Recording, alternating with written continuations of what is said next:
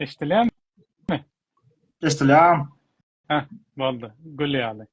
Men diýen Kaskadyan okuwçylary köpürek ýatsady, talkowydyr, gowjadyr diýen akyllyja. Owa. Ha. Kaskadyan. Böyle. Okey, hoş geldin täzeden. Geldi. Bugün men aýdyp beren kiçirak edýän podcast'ymy live podcast edýän. Şonda çağırmak, garaşmak ýa-da çay vermek ýaly derdimiz ýok. Online oturýas, temaları gürleşýäs. Bugün hem temamız, men bilýän şo sen scholarship meselesi hakynda gowy nemelerin var, araşdyrmalaryň var, barlaşdyrdyň, nirde nähili. Şonu bugün meselem bize goşulan asandan studentler üçin bir aýdyp bersen. Opşy özüň bardyr bir kelläňde düzen tema. Şo hakynda bir aýdyp bersen. Men ilki özüm tanıştyraýyn. Sen nirde okaýan, adyň, haçan geldin, şo zatlaryň bir aýdyp bersen. Men tanamsaň, o taýda bir topar adam sen adyň ýazyp oturansaň gara tema ýeraýdym görme. Amen Agildi. Kaskadya'da okaýan 2-nji ýylim. Endi zara ýetdi Washington State University'ye. Taşerotin näçe bolsa şu Washington State UW derdi. Washington State. Okay. University of Washington derdi. Oh. Ansaň näçe bolsa şu soňky çäregim Kaskadya'da. Endi Washington State'de endiki fallda başlanmaly. Näçe bolsa. Ve şu scholarship Kaskadya'dan alıp bolar ýaly emme endi näçe bir aýdyp berýär, näçe aýdyp berýär diýseler Kaskadya'dan alıp biläjek emme scholarship'ni alıp gördüm. Endi soňky taşlanýan radeden oklandy maňa beren oklar. Bir ýerde alyp bolýar. Aha. Şonu aýdyp bermekçädir. Aýdyp berä. Scholarship'lar Amerikada iki topara bölünýär esasy. Ilkinçisi akademik scholarship'lar, merit based diýip, olar ütköşük eden zatlaryň dertleri merit based maratynda bölünýär. Akademik scholarship'lar var, mesela belli bir GPA, mesela belli bir behavior, mesela good behavior. Mesela cheat etýän egzaminde tutulýan ýene var etýän. Şol näçe sen akademik rekordyňa ýetdi, akademik rekordyň arasynda bolmaly zat diýerler. Esas GPA mesela etýän. GPA hem köpsü 2 nokat 5 ýa-da 3 nokat boldy. Käbiri gatar we güýçli indi soraýan scholarship'lar has näçe strict sorasa, şonça zat bolýar. Scholarship amounty beýik bolýar. Şoňlara 4 nokat nol bolmasy gerek gal özladyň. 3 nokat 2 den ýokary bolsa menim görüşimçe alyp bolýar eken köpsini.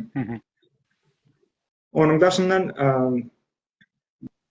beýleki departmentlara ýörüýte scholarship'lar bar. Meselem her departmentyň öz scholarship'y bolýar. Men özüm computer science okamdan soň computer science ýa-da STEM diýip bir tane ýörüýte STEM okuwçylary üçin scholarship'lar bolýar. Şolara tapşyrmak üçin, şolara edat etmek üçin şol uğurda belli bir wagtlar eden bolmaly. Meselem computer science'da köpünçe internship sorýarlar ýa-da bir volunteering bir wagt eden bolmagy sorýarlar. Computer science bilen baglanşykly. Bilen bolup ýa meselem bir projekt ýasadyň ýa-da bir hackathon ýa-da şoňa bir ýaşa gatnaşyp bir yer aldım da etdim. Şolara ýaly bir accomplishment sorýarlar. Şoň üçin ýene şu merit based merit diýmegi ýa wagt bolýar. Bir senin zadyň bolmaly beýleklerden tapaslandyrýar. Quality bolmaly. Onu nädip bilýärler o qualityni? Şo ýa gaýdamlarym akademik base'da GPA herekýärler. Departmentdan aýraty beren scholarship bar, olar departmentdan meselem özüne hersini öňde meselem nursing we beýleki biology, chemistry we olar üçin hem aýraty bir tane kiçik proyektler ýasap ýaşlar görünür bolmaly ýa-da belli bir laboratuar assistant olup işläbilýän ýa-da şoňa ýaraş bir okuwda bir pozisiýa tapgan bolmaly şol uwga degişli. Onu ýa scholarshiplar aljak bolsaň beýle. Ondan ýene gitýär şu atletik we beýleki öwrüň meselem görüşçü bolsaň Türkmenistanda köp görýän şuny. Türkmenistanda görüş tutuplaryn döwletde zatda ýer bar. Ýene bir giden şeýle ýaşlara çykyp daýat edip beren bärik gelýär. Meselem şu taýda şoňa görä scholarshiplar bar şeý alyp bolýar. Men şu zatlar etdim, şu zatlarda ýerim bar diýsen okuw sana eger şu öz teamy bar bolsa, sen şol öz teaminde aljak bolup sana belli bir sanda zat berýär, scholarship berýär, tuition belli bir prosentini aýryp berýär. Meselem ýylla 10 000 төлän bolsa sana sen bir zat töläýär, meselem 3000 4000 töläýär, bilen galan ýapýasdy, sen biziň ýene zadymyzda şykşetdi, teamymyzda şykşetdi. Onuň üçin ýöne belli bir derejede haýsy ugurdan bolsa belli bir derece gelen bolmagy gerek. Orada meselem ýani başlangyç bir adam bilen oja pro adam arasynda da tapagat bolýandyr. Aslında belli bir derece gelmek hukmaniyeti ýok. Sen öz okuwundakylardan has bolsaň bolýar. Düşünip. Okuwundakylardan gowrak bolsaň bolýar. Biziň Türkmenistandaky standartlar gaty beýik bolansoň men ýaman öýre gowunýetde Türkmen olanlara zäret. Oğlanları gyzlaryň hemmesi o aňyrda gowy soň özüni şo ugurda ýetişdiren soň bärde w любом случае alyp çykýar diýýäňdir. Owa. Şöyle şeyler, bular merit based, bular indi bir accomplishment, bir quality görkezmek gerek bular bir garada. Indi ýene bir görnüşi bar, olam need based diýilýär. O need based'dan sen mesela Amerikada ýaşaş standardy bar belli bar. Mesela ýalňyşmasam şu Washington'da men ýaşaýan Washington'da beýleki sen aýda 2200 mi 2300 dollardan petrak bir zat gazanýan bolsaň sene ýam zat dol gitýär. Poverty line diýilýär. Poor bolup gitýär. Şol line'dan zat edilmeli, geçirilmeli. Ondan şoňa görä sana zat berilýär, scholarship berilýär. Her okuwun öz iki sanaklady bolýar. İki sany tuition, iki sany cost bolýar. Biri tuition, or base tuition, meselem köp kaskadyan, meselem 12-13 min international üçin. Ve de total cost diýip bir zatda. Total cost'dan sen hemme zady öz zatlaryna görä alýarlar. Housing diýdi, kitaplar, depterler, sogulgy, ýeşki hemme zat bilen bilen. Ondan tuition'un senin köp bir ýagdaýda senin tuition'un belki total cost'un 3'den 1'ini saklar. Yani tuition 3'e köpedip total cost'u aşağı yukarı bilip koyar da köpsündür. Sen şol eger okuwa onandyryp bilsen sen şo tölewi senden çykmajaklaryna ýa-da sen şo tölewi tölen wagtyň sen görün kösen şulyjyňy okuwy onandyryp bilsen ona etmek gaty öwret ansat sebäbi sen gön banka kandyga çykýan boldy. Kan radio. Doğru. Okuw sana belli bir sanda zatlar berýär. Scholarship berýär, grantlar berýär. Ondan bu grantlar almak üçin köpünç essay ýazmaly bolýar. Essaylar, düzmeler. O düzmelerin içinde de sen näýlek bu gelende merit based quality work'dan bu tapar bolsa sen özüň näýli adamlardan tapatlygyny görkezmeli. Meselem sen bir zat etdiň, sen şeýle okuw meselem velosipedde gidip gelýär 5 kilometr ýol. Indi gatar ekstrem situasiýada. Şonu ýalda aýdyp bersem, şeýle etýärdim, şeýle bolsa da bizler okaýardyk, şeýle bolmasa da zat diýip aýdyp bersem, köp ýagdaýda olar sana berýärler. Sebäbi o Amerikan okuwçylar meniň bilişimçe scholarshiplara tavsaran okuw. Köpsi eligible bolan sebäbi sen need based aljak bolsaň sen ýa-da hem girdejine teretýärler. Amerikan okuwçylar ýa-da bärde ýaşap beren maşgalasalar immigrant ýaşap beren immigrantlar köpünç ol gideji requirement zat edin ok. Talap edibilen ok. Köplenç geçişi alan vardı. Şoňça olar beren ok. Sul ýam zat dölýär. Diňe şu F1'ler üçin goýulan ýaly bir zat dölýär da F1'leriň daşy imindi Türkmenler üçin goýulan ýaly bir zat da. Türkmenlerden başga Katar we az okuwçylar şoň üçin köplenç görýän men 4 klassdan Türkmen alyp beren zat. Need-based scholarship. Can competition ýok şu zat. Merit-based da gatken, ba competition sebäbi merit-based'ler gatar we köp scholarship berýärler. Need-based'lerde taşdymak mal bilýär. Gowrak else ýaly bolsa. Aha. Gowy. Şurada bir soru var. Geldi şonu bir soru men düşünmedim de. Siz undergrad studentlaryň scholarship'ini aýdyp berjekmi ýa-da grad studentlaryň kynamy? O näme diýmek bole bilmedim de. Undergrad bilen grad undergrad studentlar bolanda bakalavr degrenin tak tamamlamadyk studentler diýilýär. 4 ýyl okuw tamamlamadyk studentler undergrad diýilýär. Sen 2 ýyl tamamlasam undergrad bolýan ýene teknikum men Kaskady'da okuyan adyr 2 ýyl associate degree alýan, associate alanda da ýene men bakalavr dowam etdim, dowam etsem eger ýene undergrad diýip hasap edilýär. Grad studentler bolsa beýleki MBA ýa-da şoňa şol programlara gir master okuwçylar bolýar. Eýer ol sen 4 ýyllyk okuwuň tamamlanaň üstüne 2-3 ýyl okuýar. Okuwlar diýdi. Meniň aýdyp berenim undergradlara değişli. Undergradlara değişli. Ve sen aýdyp bereniň wasnanom Cascade College üçinmi ýa opşy Amerikadaky college'lar mesinde? Opşy, ha? Amerikan Liboyer'de soňýarlar. Iki görnüş şu beýleki merit-based şeýle wagtlar bar. Need-based hem şeýle. Şowr hem okuw şowr sistemany adopt etdi. Düşündüm. Amerikada mesela state'e göre college'ın ýagdaýy ütkeýärmi ýa mesela tölebi zady şoňa göre ütkeýärmi ýa ütkeýän bolsa haýdyrlar ütkeýär. Käbir state'ler bar. Mesela Texas state ýaly. Texas'da ýöríte bir sany kanun bar. Sen belli bir okuwlarda sen in-state tuition töläp bilýän. In-state, out-of-state tuitionlar bar. Olar näme diýmek? Indi out of state dolanda sen şu state'in residenti däldik diýär. Ve sen in state'e göre 3 etse ýaly bir zat köprak töleýär. Mesela meniň adyr indi wazu geçip oturup wazu out of state төлejek bolsam 38.000 tawruk diýip ýangyşmasam. In state 13.000 töleýär. Şu taýda ýaşamak, şu taýda rezidenti bolmaly. Şu taýda Washington'ın rezidenti bolsam, Qatar we ardan töleýär. Ýöne beýleki Qatar we köp ştatda in-state bolmak üçin senin permanent residency ýa-ni green card'ın bolmasy gerek. Köpsüniň requirementy şoňaly. Ýöne Texas'da bir tane kanun bar.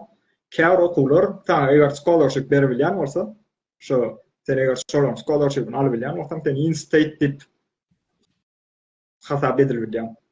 Ve ýa-ni Kaliforniýada da şoňal bir kanun, şoňal bir käbir okuwlar bar. Ýöne men olарды toşun bilemok. Kaliforniýada okuyň. Düşündüm. Ýöne Texas'da North American University şeýle etkiler diýip eşitdim. Значит, onda в основном sen berjek maslahatyň need-based bolsa, в основном berýärler. Eger scholarship gözläp ýörenler bar bolsa, need-based bolsa has garanti bolar diýen ýaly da, şeýlemi? Doğru. Need-based bolanda sen paşty hemişe zatlar öz student belki sen okulda başga türkmen bar bolsa, eger olar bilýän bolsa şolar bilen ýaşy, eger olar bilmeýän bolsa paşty açyk. Şoň üçin näme bir zat ýazan, liboy bir zat ýazsaň berýärler da. Düşündüm. Onda beýlekide de iň bolmanda haça bir nemeň olarda düşün bir tarapyň bolmaly diýär. Da sportda bolsun ýa-da başga bir zatda bolsun. Doğru. Okay. Şimdi şöyle bir daha soraýan geldi. Men mesela berde bilýän bizim Oasis Foundation'ımız var. Türkmen non-profit organization. Şo taýda meselem studentlaryň ýa-da beýleki ştatlarda garagyň bar, ýene bir sany nemeler bar, non-profitler bar. Studentlaryň şo taýda belli bir volontörlük etmegi, olaryň scholarship almagyna ýa-da şolary berjek bir plusy barmy? Bara eger extracurricular activity'niz ýok bolsa, okulda hiç kilik ýagdaýda hiç klubda gatnaşmaýan bolsaňyz ýa-da köp okuwçyda, köp türkmen okuwçyda şeýle ýagdaý bolýar. Bäri geleýänim niçetken gowda, şoň üçin kandaşary ýurtdaky gelen adamlar bilen gatnaşat gelen amerikanlar bilen, hindiler bilen, taýlar bilen ýaşaýan. Kan gatnaşy bilen gatnaşat gelen sebebi komfortda özi. Niçet onça da etmezsin. Onça gowormady ýa-da opçy gatnaşat gelen. Şoň ýaly ýagdaýda liboy bir extracurricular activity görkezseňiz ýene beýleklerden öňeçende nit beýleki essay ýazganda, düzme ýazganda özüňiz hakda nüzel hiç zat ýazyp bilmeseňiz, şu volunteering etdim, şeýle zat etdim. Men özüme meselem oaz diýip elalary. Men ozda meselem zat etdim diýeli. Kermese gatnaşdym diýeli. Kermes sonunda da şeýle Food zada festivalda bir festivalin arkasında durdum diýeli. Bir dakika sattım şeýle etdim. Ondan oaz näme oaz bärdäki esas türkmen ökümet ýa türkmen okuwçylar esalan ökümet ýa-da. Ondan şeýle bir düzme ýazyp bilýän. Men şunýaly bularyň men kermesine kömek etdim, volunteer boldum. Sebebi şu oaz missioni maňa has janyma ýakyn degdi. Men şunýaly özüm ýaly beýleki okuwçylara kömek edesim geldi. Ve şeýle zatlar etdim diýip aýtsam, ondan soň özüm osatdan ene meniň ýagdaýym şeýle, men şunýaly ýerden geldim, ondan soň men şularyň näme kynçylyk çekkenini bilýän, men şeýle ýaşap gördüm, tamam, ondan soň öz ýagdaýymy düşündirip gowy zat edip bolýar. Ondan soň gatar wagt gowy güýçli essay bolýar scholarship almak üçin. Значит, her ştatdaky, men de öz ştatymyz üçin aýdaýyn. Bizim ştatda, Washington ştatda Oasis Foundation'ımız var, non-profit organization, Türkmenlerin gurnany. Berdenem diýeýin, eger bizim eventlerimiz bolýar, Nowruz event, ondan soň food festival, garaşsyzlyk eventimiz, gatnaşsaňyz ana şoňaly size ne tolky college studentlary da odam aýal, eger ol high school'daky studentlara da ileride özleri üçin bir plus bolar mukadyan, olaram gatnaşsa. Dogry. Hawa. Beýleklerin hiç kide experience ýok wagty club gatnaşyklar ýa-da extracurricular activity hiç kide ýok wagty seni ýan bir tane bir zat eden bolýar da bir tane volunteering eden bolýar ýa ol seni öňatja beýleklerde. Dogry. Men bilişim nemede de Chicago'da da Karakum Foundation var. O taýdaky studentlara da onu maslahat beripler. Müştaýda soralar var. Tak. Anamly maslahat berjek kampaniýaňyz barmy? Приглашение üçin diýip umid sorapdyr. Приглашение meselesini näýil bolýar? Приглашение diýende näýil bolýar? Ol bärden invitation letter ýaly bir zat bolýar. Näme bolýar? Приглашение bolsa men o temalary özüm bilemok, ýöne okuwçy bolup geljek bolsam bärden sen anarda bir tane zat görkezmeli diýip bilýän. Kepilläme görkezmeli. Senin bäde okuwa gelip töläbilecek ýa-da töläbilecek ýagdaýyň bar. Ya özüňki ýa-da sponsoruňky. Özüňki ýa-da sponsoruňky. Köplünç özüňki zat köplünç ödýilecek ýetmeýär, şoň üçin özüň kepilläme tapman bolýan bir ýerlerden, bir firmalardan. Şundum. Umid biz var. Men şoňa aýdym. Umid biz bu temany geçen Cennet bilen gürleşdik. Sen şoňa nemede? Çaklyk, kowa çaklyk şo приглашение da çaklyk bolanda, çaklyk berilenok prosta bärden şo iş bilen edýän adamlar var. Men geçen hepde de ýazdym, aýtdym, bärden size i20 ura diýerler. Ondan soň i20 bilenem ýa-ki agylyň aýdyşaly aňyrdan ýa sponsor haty ýa öz bank şodundan belli dokument periçini var, o dokumentler var. Onu geçen videolarda aytdık. Bugünkü temamız bäri gelen soň uje stipendiýa näýeli başvurup bolýar. Şo bugünkü tema. Doğru. Onu Ondan yine de başka nüanslar aytjak zadyň stipendiýa üçin şu zatlar ünslerin diýjek zadyň bolsa geldi. Ondan dinläli. Tam essay ýazamyzda, essay indi köp adam düzme kän ýazyp bilen eken. Men türkmenleriň okuwçylarynda şonu gördüm. Düzme ýazamyzda, düzme eteňizde indi ChatGPT we hatta ChatGPT gön basyp bir zatlar ýazyp görýär. Ýani gaterwet generik diýeni olar eýam awtomat bilýär. Men bir ingliz dilini öwrenmadi. Ýangyşyp bir seferda etdim. Ýatyp kaldym ondan soň başlama oğlum şöyle ya gelip bilmedim ya bir zat yazmaldı da ondan sonra okuyun arasında ChatGPT bas. Geldim. Böyle mesele geldi ya yani ondan sonra ChatGPT ile gittin gerek attı ya da bilýärler de önde men şol zady chat'y da sokandyrmy kadýamok belki AI detektora salandyrmy kadýamok öňe bilýär şol. Göni mollary göde urun ChatGPT görüp ol bilýär što senin oň ýaly bir efektiv tekst ýa-da mesaj ýazyp bilmejen göne ChatGPT diýip soran bolmaly. ChatGPT belli bir sözdürlün ya köpçülük ulanan şol sözdürü. Köp abisini ýetmişleriň mislinde ulanan sözdürlün ýaly. Onda şoňa seredip bilip bolýar. Birim ChatGPT'niň sözden düzüş strukturasy gaterwet statik ilk görüp kän bilen okşalady. Şoň üçin men özüm käwatladyk duýýan da belki men bir öýüş tawsanan atym belekler öýüşlerine görüp bolýar. Ozan haýt ChatGPT bilen ýazdy, haýt öz ýazdy görüp şoňardan bilip bolýar. Dogry. Arada endi okuwlaryň AI detektorlarda atlar amma şoňa gara öz bilmende de AI detektor bilýär da sen gar. Ondan sonra ýam senin application gelen wagty zat tipik etýär. Bir öz application ýazmaga zat ýok.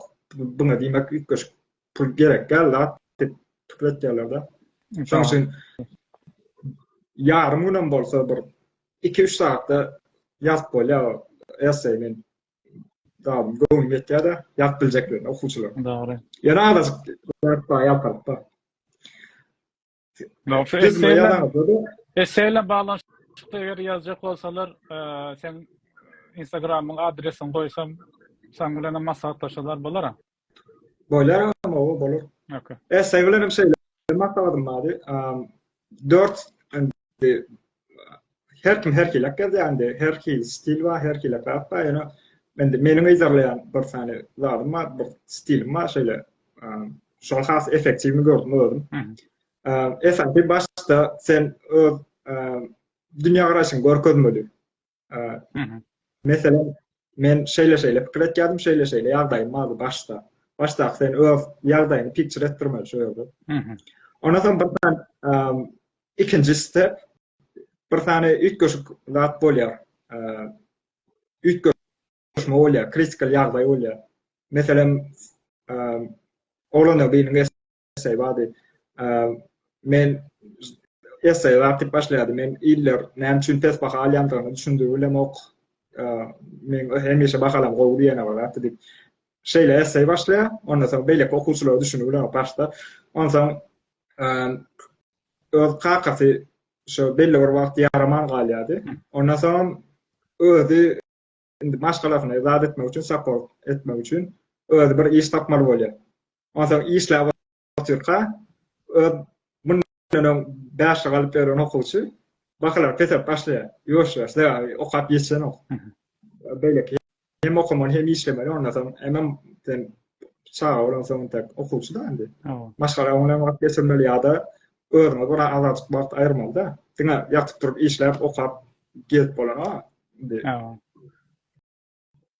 Andan şonýaly iştapda işle oturkaýyny maşgalasyndan ýa uzak galýar mesela kän olar bilen wagt geçirilýän dostlar bilen wagt geçirilýän okan opşyda klasaýra asan işinde kän gowy zadyt bilen ok iş başlagy kısa parwadyt ýa-da ondan soň okuwy o wagtça ýetişi bilen ok zadyt bilen ok ana bakalar peseler ýa-da indi 3-nji step şonuň solution bolmaly 3-nji turning point diýilýär. bir indi gutulya yankı. Ondan soň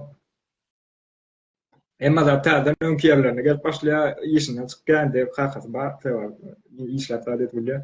Ondan soň öňki ýer okullar okap başlaýar, bakalar gowuluş başlaýar we beýleki dostlar we ýene-täze bilen gowy wagt geçirýär diýip ondan soň depressiýadan çykýar.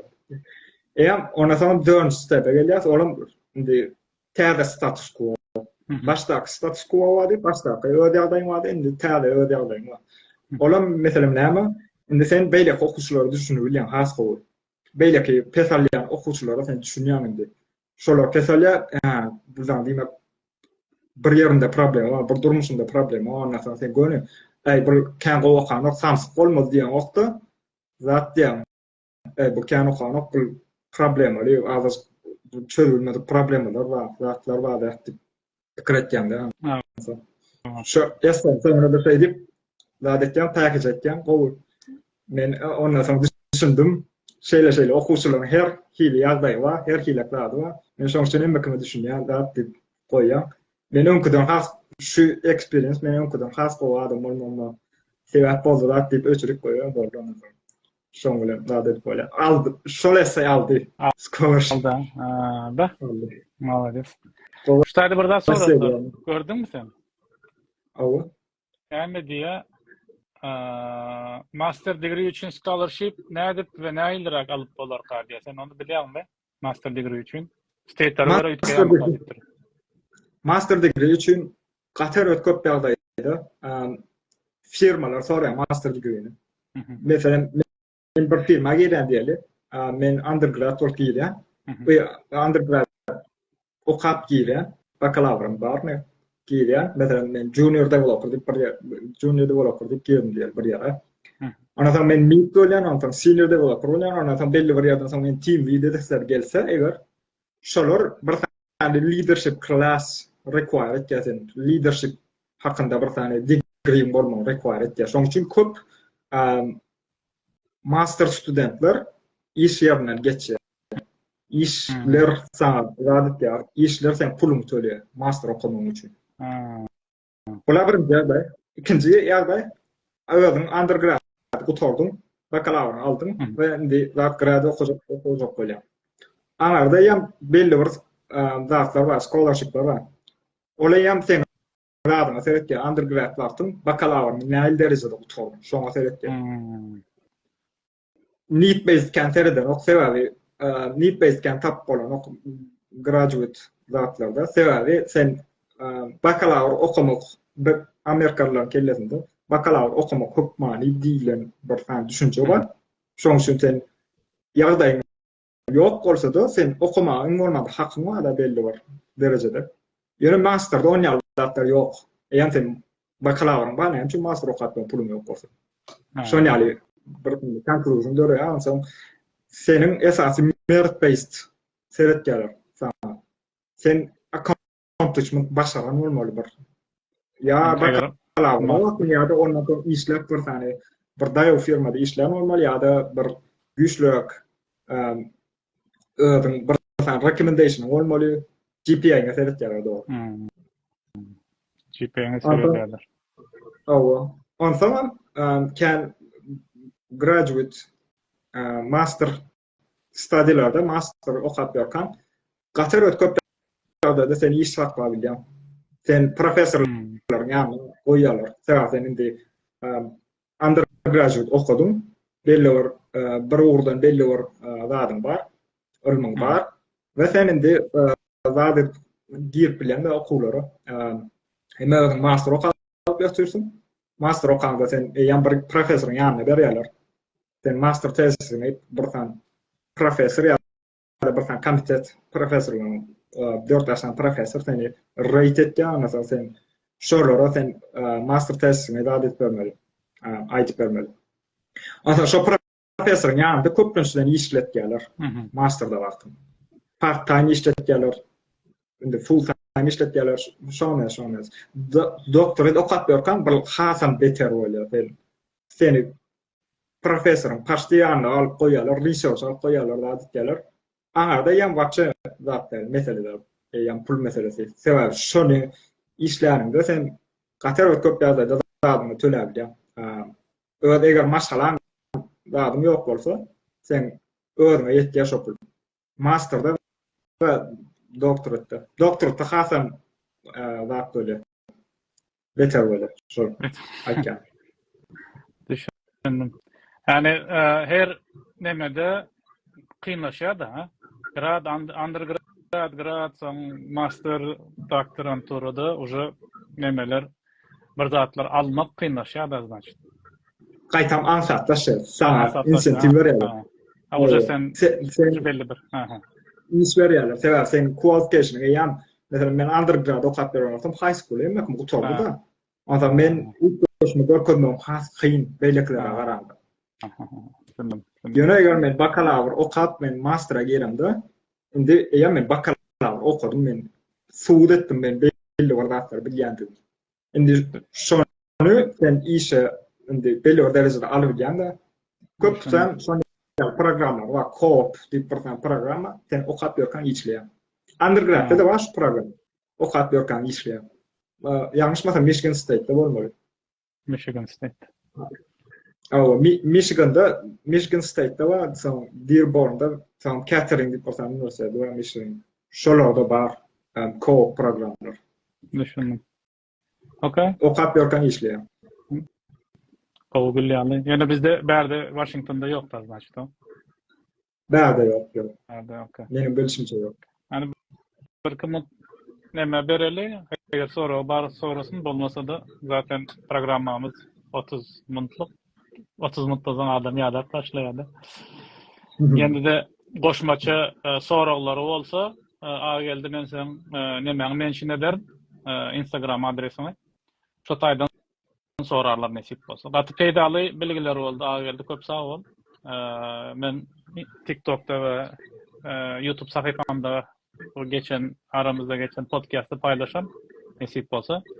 Wagt aýranyň üçin köp sag bol, okuwlaryňda üstünlük.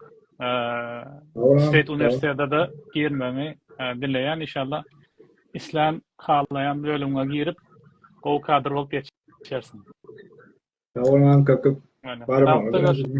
Allah seňem bayramyň bärik bolsun. Sag ol, tapda görüşelim. Tamam. Tamam.